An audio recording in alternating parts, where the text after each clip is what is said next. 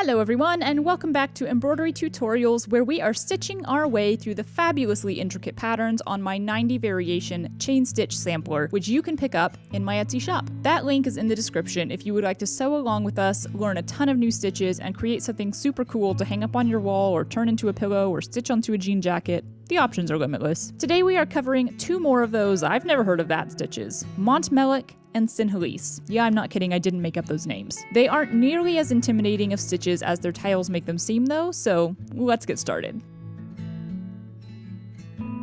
So apparently Mountmellick stitch is so named because it originates from a specific style of Irish whitework embroidery, which is also just called Mountmellick altogether. I'm not sure why this one specific stitch would get the title, but I'm not going to question it. I'll link a great article on Mountmellick embroidery from Needle and Thread in the description if you're interested in reading more on it. We will be stitching Mountmellick on the outer double ring of our circle here, using only 1/3 of the space because we have 2 more stitches to fit in. So I've gone ahead and drawn some lines to split up my circle, and I will note here in advance that I've just made the bottom section a little smaller. That's for the very last stitch on this circle, which, just trust me, you'll want to do a little less of it. Anyway, you can stitch Mountmellick with any weight of thread, but I'll be using a cotton pearl from DMC because, as with so many of these, I love a chunky texture. This is also a pretty wide ring for this stitch, so bigger thread will fill it up better. Come up on the corner of your outer ring, we are stitching from left to right here, and create a diagonal straight stitch to the inner ring. Come up again on that outer ring, sort of right under the place where you just went down, and then you are going to slide your needle under that straight stitch from left to right. Now comes the chain part of this stitch. Go back down on your original entry point in that corner, leaving a loop on top of the fabric. Then come up on that next point on your outer ring, going through the loop you've created and pulling to create a chain loop. That's your first stitch all done. So now we are repeating that pattern by going back down on the inner ring, making that diagonal straight stitch. Again, we come up on the outer ring, slide the needle from left to right under that diagonal stitch, and now we're just going back down inside our first chain loop, connecting this stitch to the last one.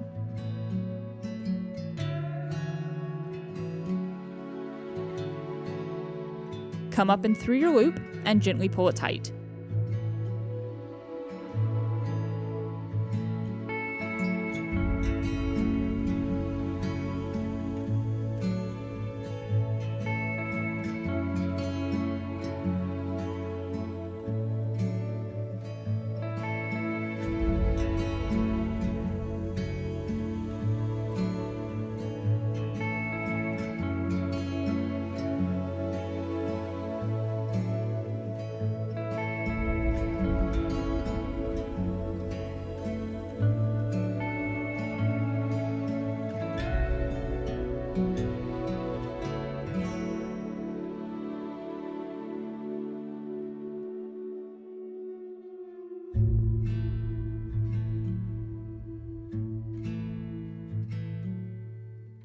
When you get to the end, you'll just tack down your final loop, and that's all you need.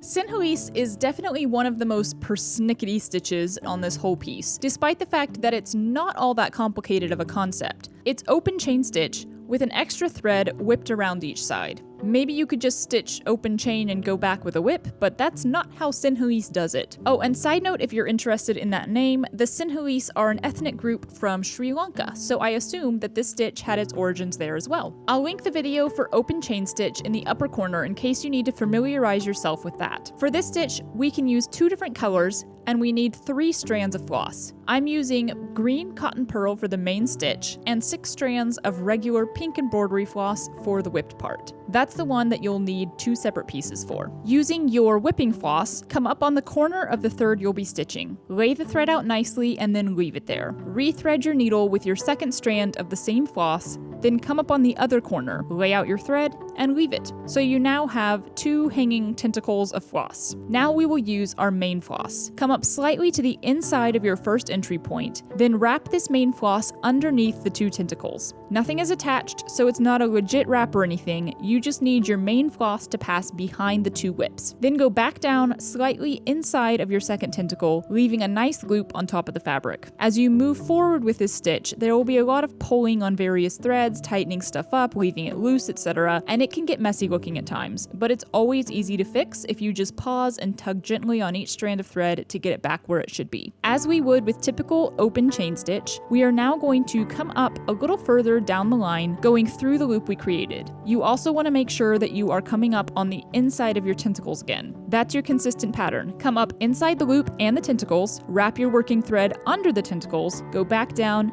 inside the loop and the tentacles. Yes, I'm going to keep calling them tentacles. Once your needle is in the fabric to go back down, this is a good time to tighten up that first stitch. Give your working thread a gentle pull to get that U to form, then adjust the tentacles as needed. Always pull gently here. If I pull that pink thread too hard or in the wrong direction, it will force the green thread to fold inward on itself, and we won't get this lovely stitch of open perfection.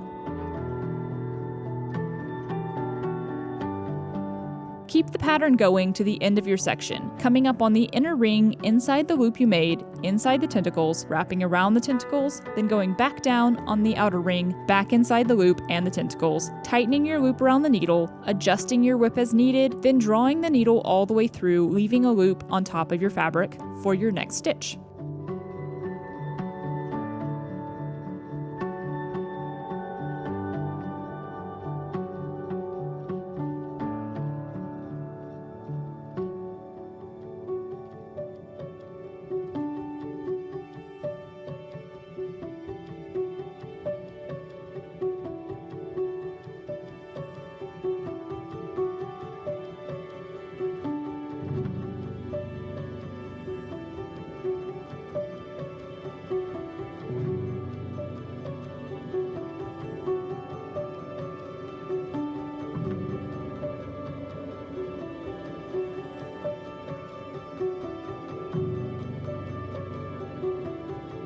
Once you reach the end, you have to tack down each corner of this final stitch. Lay those tentacles out nicely so that they are just where you need them to be. I like to go ahead and put my needle in the outer ring as though I am making another stitch, then tighten up my loop. This ensures that I have just enough thread left to make that last stitch without having to stretch it. Now take the needle out and do a little tacking stitch over the inner corner of your loop, also going over the whip thread. Don't pull too hard, as you don't want to take away the slack you need for the other corner.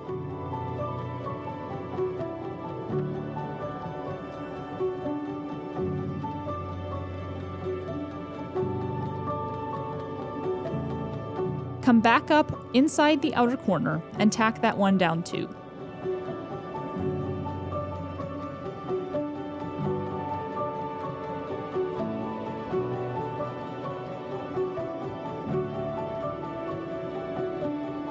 Then you have to rethread your 2 whip flosses and take those through the fabric to the back to finish it off.